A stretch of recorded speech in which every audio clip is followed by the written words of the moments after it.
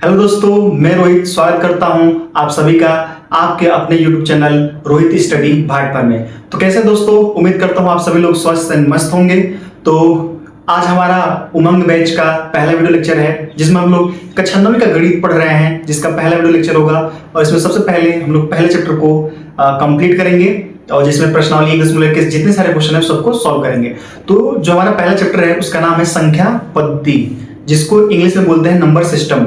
यानी कि आप लोगों ने बहुत ऐसे सुना होगा कि मेरा यहाँ सिस्टम है, मेरा वहाँ सिस्टम है। उसी तरीके से नंबरों का क्या सिस्टम है, इसके बारे में हम लोग बहुत ही बेहतरीन तरीके से, बहुत ही बेसिक तरीके से सारे चीजों को हम लोग समझेंगे कि नंबर का क्या सिस्टम होता है। जिसमें हम लोग सम संख्या क्या होती है, पहले सबसे पहले समझेंगे कि संख्या क्या होती है, सम संख्या क्या होता है, विषम संख्या क्या होता है, वो सारी चीजों को हम लोग इसमें कवर करेंगे। तो चलिए दोस्तों, इस वीडियो को शुरू करते हैं और सबसे पहले बेसिक पढ़ेंगे, उसके बाद प्रश्नावली 1 के जितने सारे क्वेश्चन हैं सबको हम लोग 1 बाय 1 करके सॉल्व करेंगे। तो चलिए मैं आप सभी को लेके चलता हूं आप कॉपी पे, और वहां पे आपको जितने सारे बेसिक्स हैं और प्रश्नावली 1 है उसको, जितने सारे क्वेश्चन है सबको उसको हल करते हैं। तो चलिए चलते हैं कॉपी पे।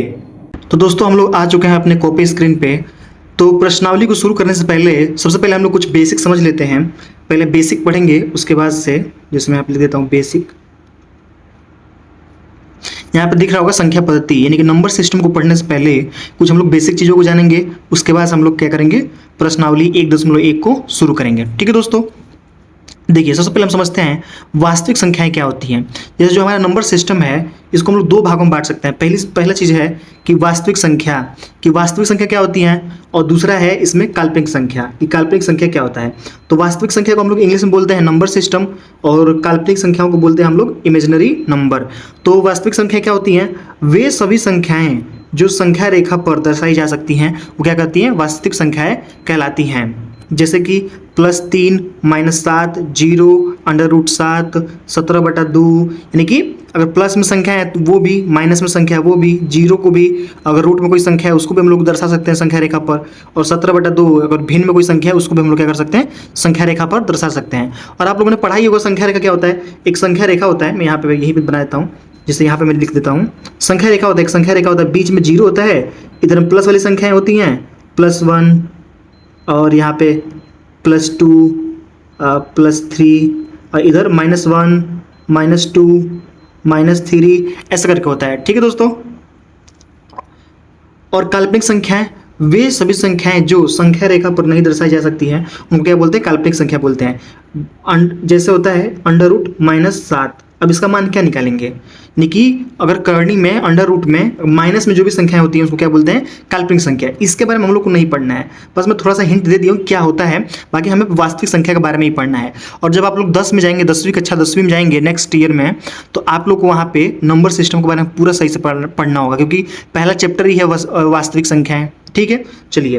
तो इसमें एक चीज़ ये देखिएगा, इसमें होता है -1, अंडर रूट -1, जिसको हम लोग आई से डिनोट करते हैं, इसका मान होता है।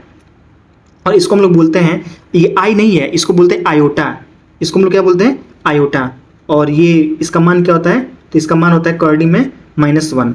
लेकिन अगर अंडर रूट में -1 है तो उसको हम लोग आयोटा बोलेंगे, और ये काल्पनिक संख्या है एक। ठीक है, चलिए वास्तविक संख्याओं को आप यहाँ देखेंगे, वास्तविक संख्याओं को 2 संख्याओं में हमने बांट लिया है।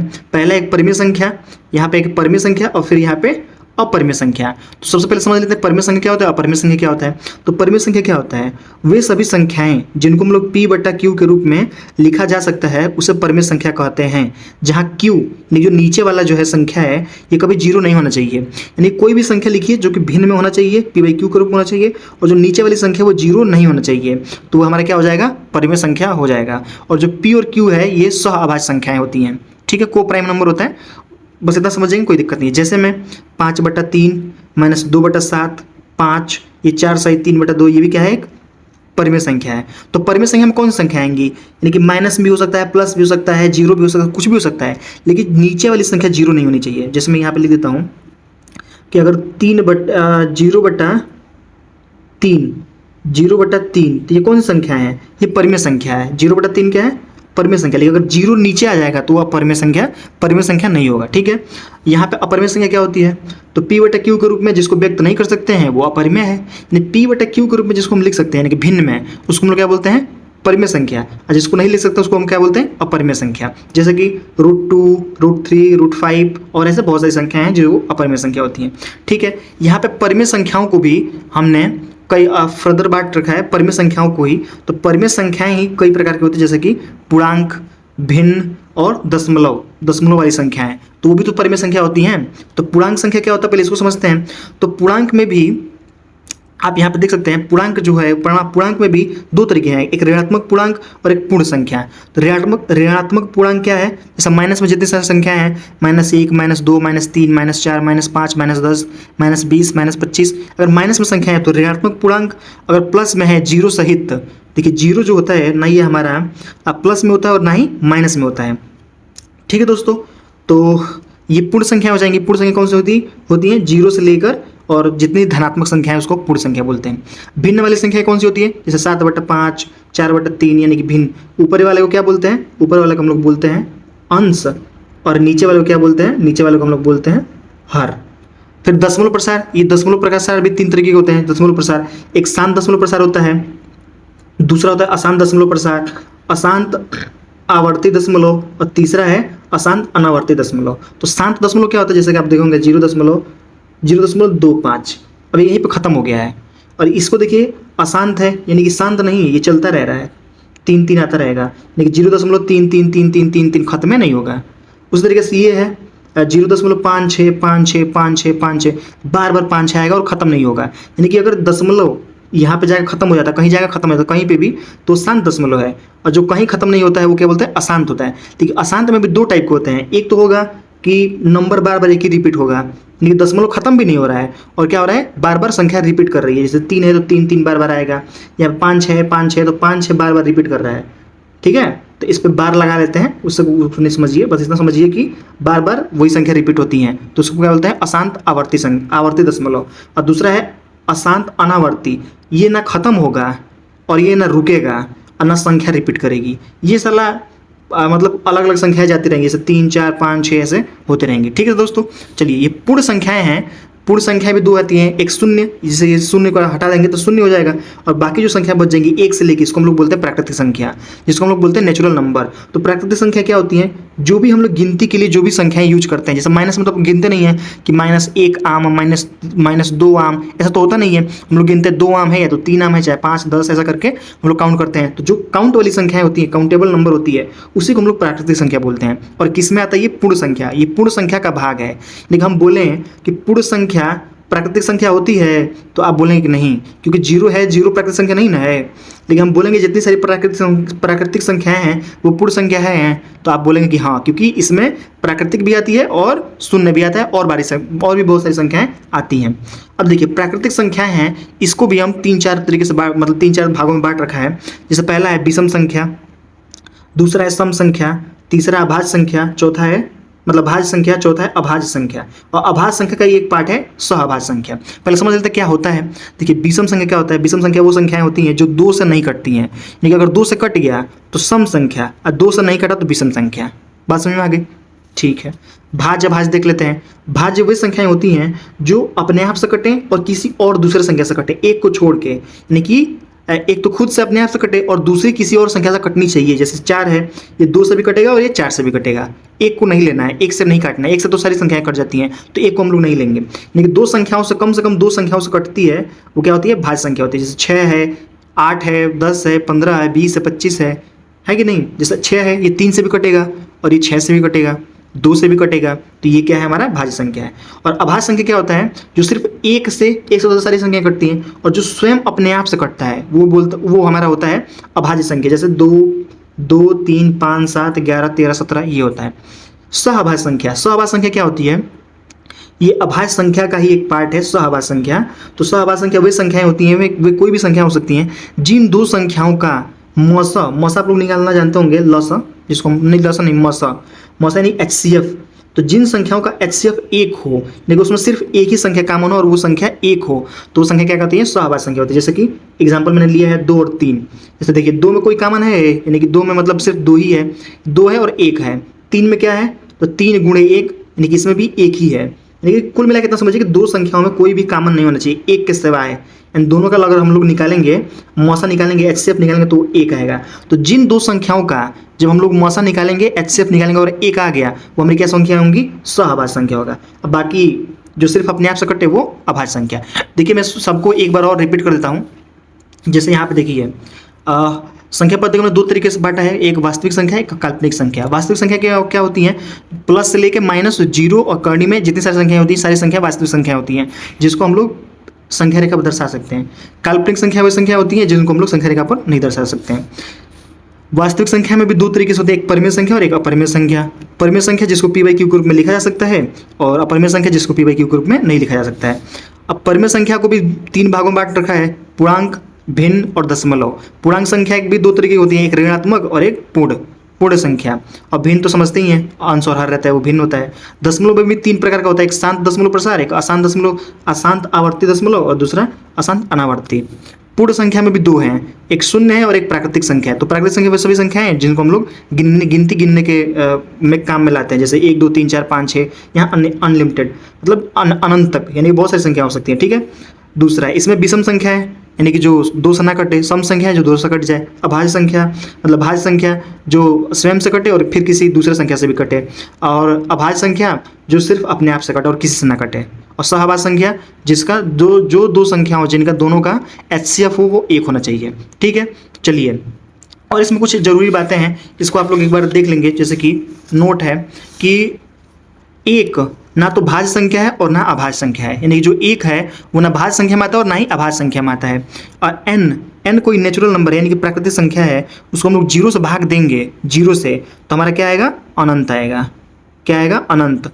और कोई जीरो में किसी संख्या जीरो में किसी संख्या से भाग देते हैं, नेचुरल संख्या, या नेचुरल संख्या का क्या हो सकता है? 1 2 3 4, यानी कि किसी भी संख्या में जीरो में किसी भी संख्या से भाग देंगे तो हमारा जीरो आएगा। ठीक है।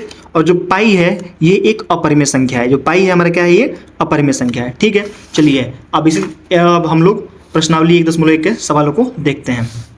देखिए यहाँ पर हम लोग कक्षा 9वीं का 10 मतलब मैथ पढ़ रहे हैं, जिसमें हम लोग नंबर सिस्टम का ये प्रश्नावली 1.1 है। और ये किसी भी बोर्ड का, मतलब यूपी बोर्ड, बिहार बोर्ड और राजस्थान बोर्ड, कोई सा भी बोर्ड हो जिसमें एनसीईआरटी लगा है, अब तो पूरे मतलब मुझे लगता है पूरे देश में एनसीईआरटी लग गया है, तो वही एनसीईआरटी का पहला चैप्टर है जो कि मैं हिंदी में पढ़ा रहा हूँ। और ये है हमारा प्रश्नावली 1.1, जिसमें पहला क्वेश्चन दिया है। पहला क्वेश्चन, क्या शून्य एक परिमेय संख्या है? क्या आप इसे p बाई क्यू के रूप में लिख सकते हैं, जहां p और q पूर्णांक है और q नॉट इक्वल टू 0 है? तो अभी तो हम लोग पढ़ के आ ही रहे हैं कि परिमेय संख्या होता क्या है। देखिए यहाँ पे मैं दिखा देता हूँ, हम लोग क्या पढ़े परिमेय संख्या के, जिसको p बाई क्यू के रूप में लिखा जा सकता है और q नॉट इक्वल टू 0 होना चाहिए, यही तो होता है परिमेय संख्या।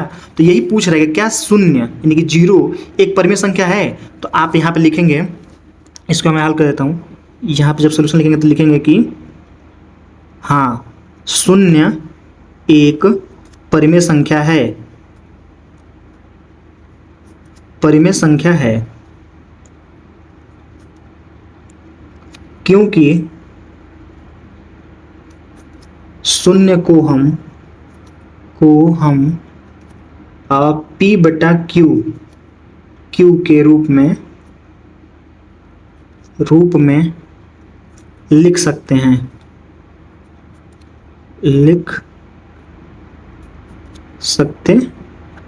जीरो को नहीं लिख सकते हैं जी। जैसे जीरो है, नीचे कुछ नहीं तो क्या है? एक छिपा है, तो ये हमारा क्या हो गया? p बाई क्यू के रूप में नहीं हो गया, तो ये हमारा परिमेय संख्या है। तो ये हमारा हो जाएगा कि हाँ, हमारा जो आंसर हो जाएगा वो क्या हो जाएगा? हाँ हो जाएगा इसका आंसर। ठीक है। चलिए दूसरा इसमें क्वेश्चन दिया है। देखिए दूसरा क्वेश्चन में पढ़ाने से मतलब अभी इसको हल करेंगे, उससे पहले आप लोग एक नोट याद रखेंगे। और वो नोट क्या है? नोट ये है कि दो संख्याओं के मध्य अनंत परिमेय संख्याएं होती हैं, यानी कोई भी दो संख्याएं हैं, जैसे 3 है 4 है, इसमें हम लोग 10 15 20 25 100 जितना आपका मन करे उतना आप निकाल सकते हैं परिमेय संख्या। इसमें कोई बाउंडेशन नहीं होता, क्योंकि दो संख्याओं के बीच में बहुत सारी परिमेय संख्याएं होती हैं।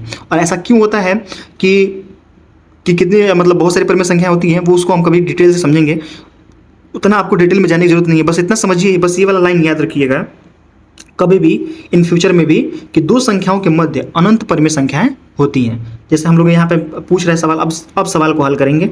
अब यहाँ पे दिया है कि 3 और 4, तो यहाँ पे मैं 3 लिख लेता हूँ और यहाँ पे मैं 4 लिख लेता हूँ। इसके नीचे कुछ नहीं है तो 1 छिपा है तो 1 लिख लेता हूँ।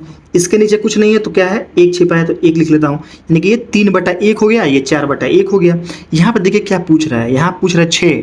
मतलब देखिए परमेय संख्या 3 और 4 के बीच में बहुत सारी परमेय संख्या हो सकती है। मैंने बोला अनंत, अनंत का मतलब बहुत सारी, कुछ भी हो सकता है।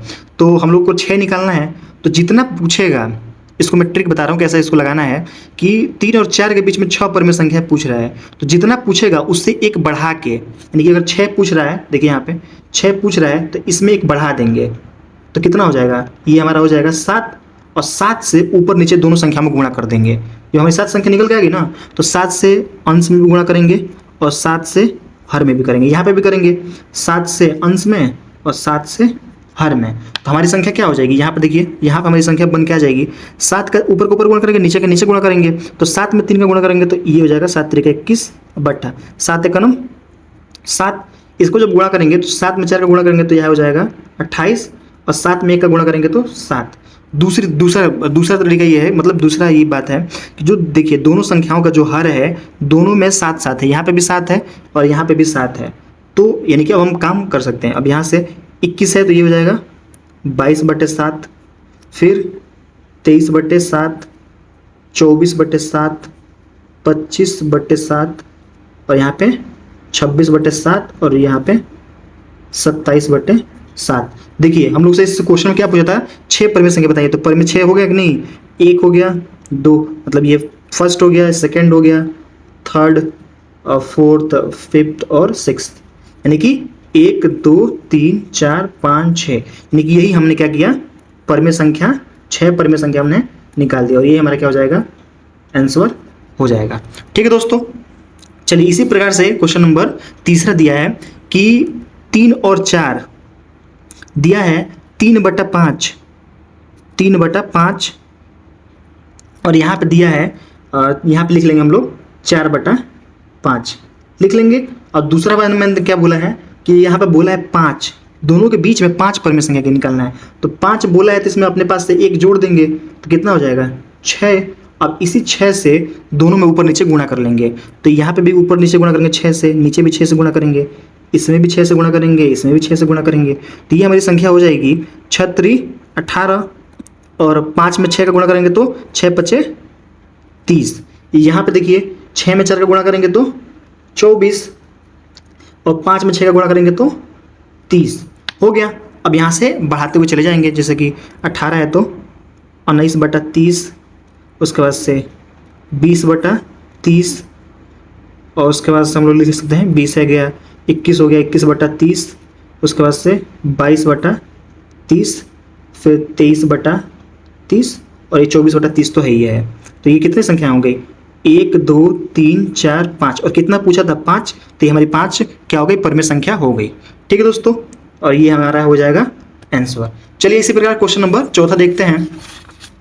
इसमें आप लोग देखेंगे कि क्वेश्चन नंबर 4 में क्या कह रहा है। तो क्वेश्चन नंबर 4 में कह रहा है कि यहाँ पे देखिए क्वेश्चन नंबर 4 कह रहा है कि नीचे दिए गए कथन सत्य है या असत्य है, कारण के साथ अपना उत्तर दीजिए। यानी कि जो संख्याएं होती हैं, जो ये जो दिया है इसमें कौन सा सही है, सत्य है, कौन सा असत्य है, ये हमें छांटना है। पहला बोल रहा है कि प्रत्येक प्राकृतिक संख्या एक पूर्ण संख्या होती है। तो ये हमारा क्या हो जाएगा, सत्य। सत्य। और आप पूछेंगे अब क्यों, तो अभी मैंने यहाँ पे पढ़ाया था, यहाँ पे मैं आपको दिखाया था हूँ, सभी मैंने यहाँ पे पढ़ाया था। यहाँ पे क्या लिख रहा है, प्राकृतिक संख्याएं पूर्ण संख्या होती है। तभी तो मैं यहाँ पे बताया हूँ कि जो प्राकृतिक संख्या है ये प्राकृतिक संख्या है। तो प्राकृतिक संख्या, जैसे जो प्राकृतिक संख्या है ये पूर्ण संख्या है, तो पूर्ण संख्या के अंदर आ रहा है, तो ये पूर्ण संख्या होगा कि नहीं होगा, इसलिए मैं यहाँ पे लिखा हूँ सत्य। क्यों, तो यहाँ पे लिख दूंगा क्योंकि प्राकृतिक संख्या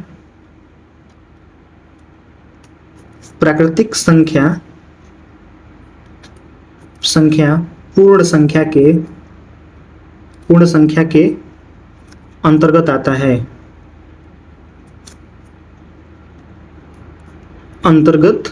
है।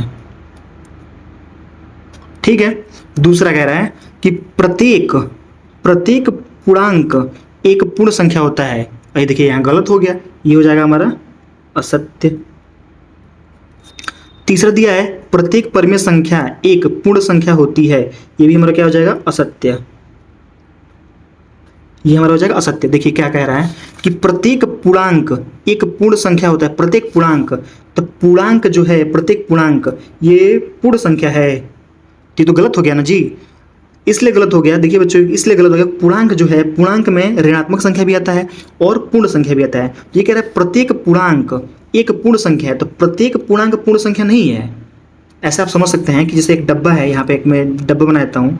जैसे ये मान लीजिए इसमें एक डब्बा है, इसमें चॉकलेट भी है,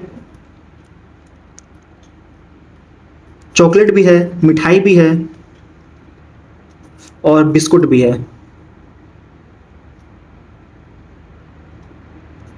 इसमें बिस्कुट भी है। तो मैं ये बोलूँ कि प्रत्येक, जैसे इस डब्बे का नाम लेते हैं हम लोग, ए रख लेते हैं, तो हम ये बोलेंगे कि प्रत्येक ए, जितनी सारी ए है, जो भी ए है वो चॉकलेट है। चॉकलेट नहीं ना बोल सकते क्योंकि इसमें मिठाई भी है और बिस्कुट भी तो है, तो सबको हम लोग चॉकलेट नहीं बोल सकते हैं, लेकिन सारे चॉकलेट को हम लोग डब्बा में बोल सकते हैं। आप समझ रहे हैं ना। देखिए ये जो है चॉकलेट जो है, ये जितने सारी हैं ये डब्बा ए में है, प्रत्येक चॉकलेट डब्बा ए में है, लेकिन प्रत्येक डब्बा चॉकलेट में नहीं है। समझ में आ रहा है कि नहीं। तो वही बात होगी कि प्रत्येक पूर्णांक जो है ये पूर्ण संख्या नहीं होता है, पूर्ण संख्या, प्रत्येक पूर्ण संख्या पूर्णांक होता है। फिर लिख रहा है प्रत्येक परिमेय संख्या एक पूर्ण संख्या है। जो प्रत्येक परिमेय संख्या है, परिमेय संख्या, जो प्रत्येक परिमेय संख्या है ये पूर्ण संख्या है नहीं, पूर्ण संख्या थोड़ी है। कुछ में इसमें जो परिमेय संख्या है वो कभी ऋणात्मक भी तो है, तो ऋणात्मक हो जाएगा तो पूर्ण संख्या कैसे हो सकता है। तो यही इसलिए हमारे क्या हो जाएगा, ये असत्य हो जाएगा। ठीक है दोस्तों, आई होप आपको ये वीडियो समझ में आया होगा। चलिए, तो उम्मीद करता हूं दोस्तों आपको समझ में आ गया होगा कि संख्या पद्धति क्या है, नंबर सिस्टम क्या है, सम संख्या क्या है, विषम संख्या क्या है, और जितने सारे क्वेश्चन मैंने बताए हैं सारे क्वेश्चन आपको बहुत ही बेहतरीन तरीके से समझ में आ गए होंगे। फिर भी अगर आपका कोई भी डाउट रहता है, कोई भी क्वेश्चन आपको नहीं समझ में आता है, और जो मैंने होमवर्क दिया है वो सब आप लोग घर पे बैठ के प्रैक्टिस करेंगे, उसको लगाएंगे, और नहीं आता है तो आप लोग कमेंट करके उस क्वेश्चन को पूछ सकते हैं। और जो भी मैंने कुछ क्वेश्चन प्रैक्टिस के लिए और जो इसका क्लास नोट्स है उसको मैं अपने टेलीग्राम चैनल पे डाल दूंगा, जिसका लिंक मैंने डिस्क्रिप्शन में दे रखा है, वहां से आप लोग जाकर ज्वाइन कर सकते हैं। ठीक है दोस्तों, फिर भी आपको कोई भी डाउट हो तो आप लोग कमेंट कर सकते हैं। मैं उस सारे बच्चों का रिप्लाई बहुत ही शालीनता से सभी बच्चों का रिप्लाई करूंगा। तो आई होप आपको सारे क्वेश्चन समझ में आ गए होंगे। हमारा वीडियो कैसा लगा कमेंट करके जरूर बताएं, और अगर हमारे चैनल पर नए हो तो चैनल को सब्सक्राइब करें, और हमारी मेहनत अगर आपको दिख रही हो और अच्छी लग रही हो और आप वीडियो अच्छा लग रहा हो तो आप वीडियो को लाइक भी कर सकते हैं। तो उम्मीद करता हूं कि आपको सारी चीजें समझ में आया होगा। तो चलिए दोस्तों, मिलते हैं नेक्स्ट वीडियो में, जिसमें हम लोग प्रश्नावली 1.2 के जितने सारे क्वेश्चन है सबको इसी तरीके से बेहतरीन ढंग से सारे क्वेश्चन को हल करेंगे। तो मिलते हैं नेक्स्ट वीडियो में, तब तक के लिए धन्यवाद। जय हिंद।